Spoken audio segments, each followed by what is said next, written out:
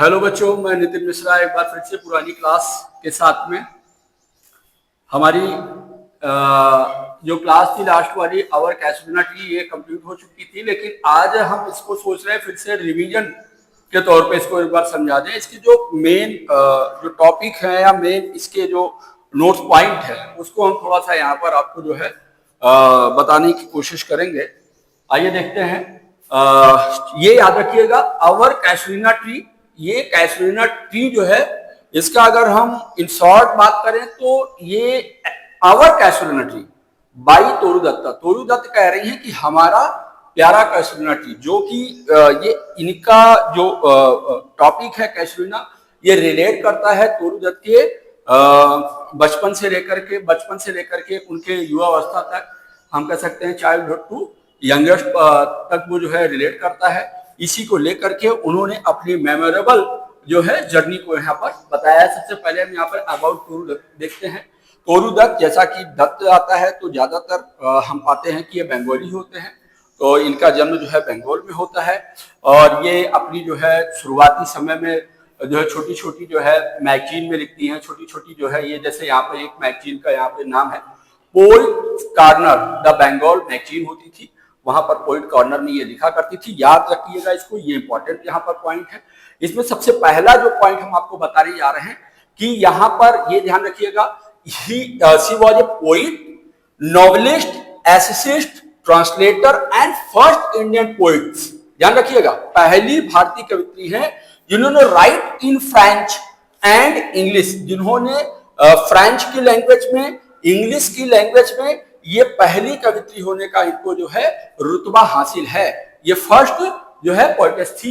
ये याद रखिएगा, ध्यान रखिएगा। दूसरा जो है इनका जो कंट्रीब्यूट रेगुलरली होता था वो द बंगाल मैगजीन होती थी, जिसमें एक पोइट्स कॉर्नर होता था, उसमें लिखती थी, और कलकत्ता रिव्यू होता था, जिसमें भी वो एक जो है अपनी अपनी छोटी छोटी कविताओं को वहां पर ये लिखा करती थी। ये इंपॉर्टेंट है। और दूसरी चीज ध्यान रखिएगा, ये क्या किया करती थी, ये ए सीरीज ऑफ इंग्लिश, ध्यान रखिएगा, इस English translation of French poetry का ये ट्रांसलेट किया करती थी। किसमें किया करती थी? द कलकत्ता रिव्यू में और बंगाल मैगजीन में ये ऐसा कार्य किया करती थी। ट्रांसलेटर के रूप में ये काम किया करती थी, ध्यान देने वाली बात है, ठीक है ना। और इनकी चूंकि मृत्यु बहुत जल्दी हो जाती है, 21 साल की अवस्था में, लेकिन बहुत ही ये पॉपुलर फेमस होती है। आइए देखते हैं यहाँ पर स्टेंजा 1 में। स्टेंजा 1 में क्या बातें होती है, ये अपने पोएम के बारे में बताती है, किस तरीके अपने पोएम में जो है कैसुलिना ट्री के बारे में बताती है, किस तरीके से उनका जो चाइल्डहुड था वो पूरी तरीके से वहां पर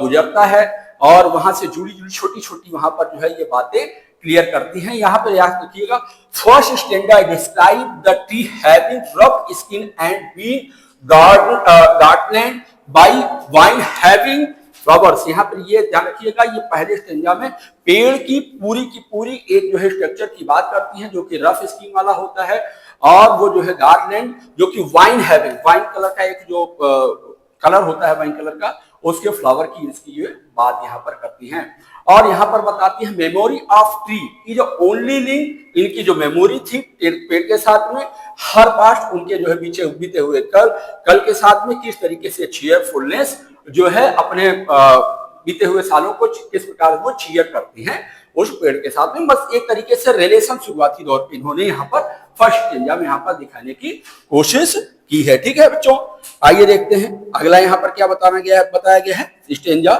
सेकंड में। यहाँ पर देखते हैं क्या है स्टेंजा 2। यहाँ पर जो दूसरा छंद है ये क्या कहा गया है, इसमें ध्यान रखिएगा, पूछा जाता है, अक्सर पूछा जाता है कि दत्त का जो दूसरा स्टेंजा है ये किससे रिलेट रखता है। तो यहाँ पर ध्यान रखिएगा कि second stanza new animal like बबून bird introduce, यहाँ पर चिड़ियों को, और बबून जो कि बंदर जैसा है जो है जानवर होता है, उससे जो है रिलेट करती हैं अपनी मेमोरी को, और वहां पर रहने वाली जो है जितने भी पक्षी होते हैं, जितने भी जानवर होते हैं, नेचर ऑफ द ट्री, यहाँ पे देखें नेचर ऑफ ट्री, वहां पर जो है उसकी सुंदरता को और उसकी जो है पोषणकारी प्रकृति, यानी कि पेड़ की पोषणकारी जो प्रकृति होती है, सुंदरता को, कि वहां वो जो है इंट्रोड्यूस करवाने की कोशिश करती हैं। फिर यहाँ पर बताती हैं कि किस तरीके shadow provide diffuse to the lazy cattle around the flowering, flooring lease in the water tank, किस तरीके से यहाँ पर जो है पेड़ की जो छाया होती थी उसके आसपास जो जानवर होते थे, पानी की टंकी में जो खिले हुए जो फूल होते थे, लिलीज के जो वहां पर फूल होते थे, वो पानी की टंकी के आसपास या पानी की टंकी में जो है वो पड़े मिले रहते थे। इस तरीके से यहाँ पर बताया गया है। यहाँ पर फिर से जो है यहाँ पर ध्यान देने वाली सबसे इंपॉर्टेंट है कि जो इनका दूसरा स्टेंजा है ये वहां के जानवरों को और वहां के बर्ड्स के बारे में उस पेड़ से और अपने खुद को जो है रिलेट करती हैं। और इसमें यहाँ पर जो है मैंने आपको लास्ट वीडियो में बताया हुआ है। तीसरा है यहाँ पर,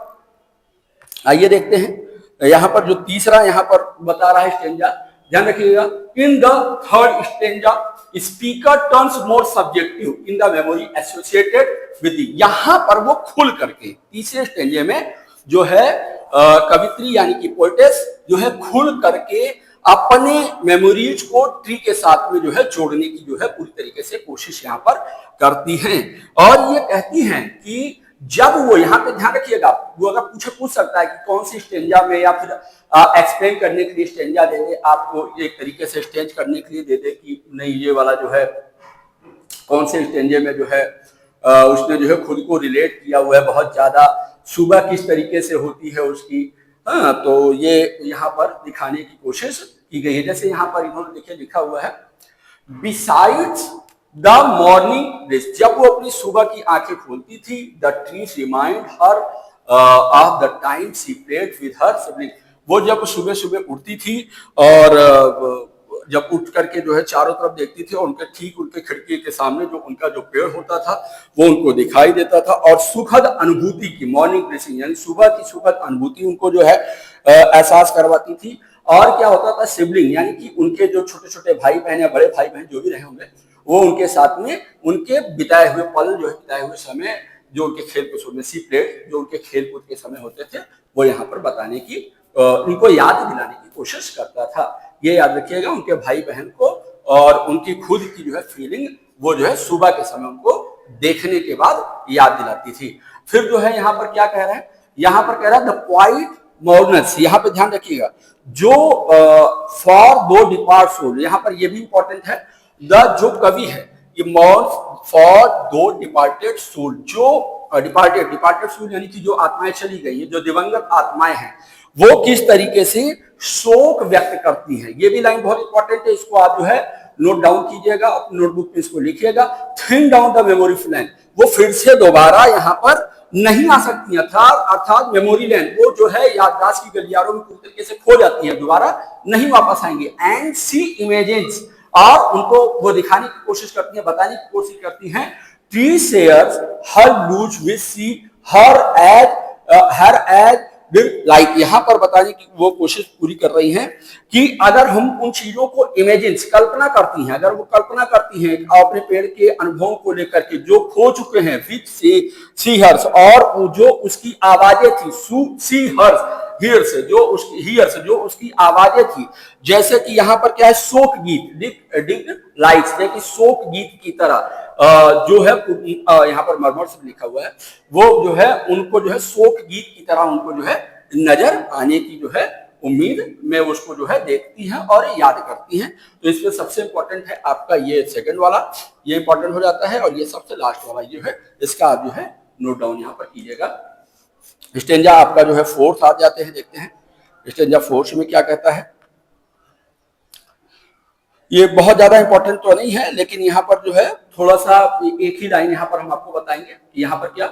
यहाँ पर कह रही है, she takes us to the foreign land, जिस तरीके से विदेशी धरती पर, क्योंकि वो इसमें इंग्लैंड में रह रही है, which is unknown at well known, जैसे कि वो कुछ अज्ञात चीजें, मतलब जो चीजें हमको पता नहीं, और एट वेल नोन, जो कि अज्ञात चीजें जो होती है, एट वेल नोन, जिनको हम बहुत अच्छे ढंग से जानते हैं, जो बहुत ही फेमस होता है, बहुत ही फेमस होता है। वर द वेव्स जेंटली किस द क्लासिक शोर, वो जैसे मतलब यहाँ पर एक तरीके से बहुत ही जो पोइटेस हैं, जो हमारी दत्त है, ये पेड़ को अपने के साथ में रिलेट करते हुए यहाँ पर एक एग्जाम्पल सेट करती हैं। तो ये आपको वो एग्जाम्पल पूछा जा सकता है कि कहती हैं सी टेक्स, उनको लगता है फॉरेन लैंड, विदेशी जमीन पे, जिस तरीके से नोन, जो अज्ञात चीजें होती हैं जिनको हम बहुत अच्छे ढंग से जानते हैं, यानी कि अज्ञात होते हुए भी जिनको मतलब जो अज्ञात हैं और इनको बहुत अच्छे ढंग से उनको हम जान रहे हैं लेकिन उनके बारे में बहुत अच्छे ढंग से हम बता भी नहीं पा रहे हैं, वह द वेव्स जेंटली किस द क्लासिक शोर, वो इस तरीके, जिस तरीके से, जैसे मतलब जो लहरें होती हैं, जो पानी की लहरें होती हैं, समुद्र की जो लहरें होती हैं, वो कहां पर जाने की कोशिश करती है, उनकी जो दौड़ होती है वो समुद्री तटों तक की उनकी दौड़ होती है। यहाँ पे क्लासिकल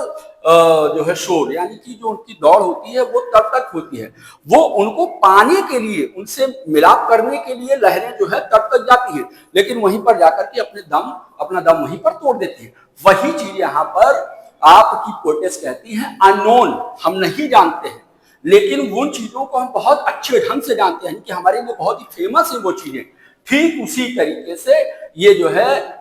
समुद्र की लहरों को जो है क्लासिक शोर के साथ में रिलेट करते हुए नजर आती हैं। बाकी इसमें यही आप अच्छे ढंग से जान सकते हैं कि वो किस तरीके से कल्पना करती है इमेज ऑफ वेव्स के साथ में, और ये आप इसको एग्जाम्पल को नोट डाउन कर सकते हैं। स्टेंजा 5 देख लेते हैं, आइए क्या है स्टेंजा 5 क्या कह रहा है, ये अंतिम और लास्ट है, ये ध्यान रखिएगा। Speaker want to erect something in honour of the casuarina tree, यहां पर सम्मान की बात होती है, यहां पर कैसरेना ट्री के सम्मान की बात की करती हैं, और यहां पर कुछ मतलब यहाँ पे इरेक्शन थी, कुछ जो है वहां पर मतलब एक तरीके स्पीकर वांट्स चाहती है क्या, इरेक्ट स्थापित करना चाहती है, बताना चाहती है वहां पर, या फिर कुछ करना चाहती है वहां पर, क्या करना चाहती है आइए देखते हैं। यहाँ पर सबसे इंपॉर्टेंट क्या है, ये कहती हैं कि जो तीसरी आपकी लाइन है, ध्यान दीजिए जो दूसरी लाइन है, ये रिलेट करती हैं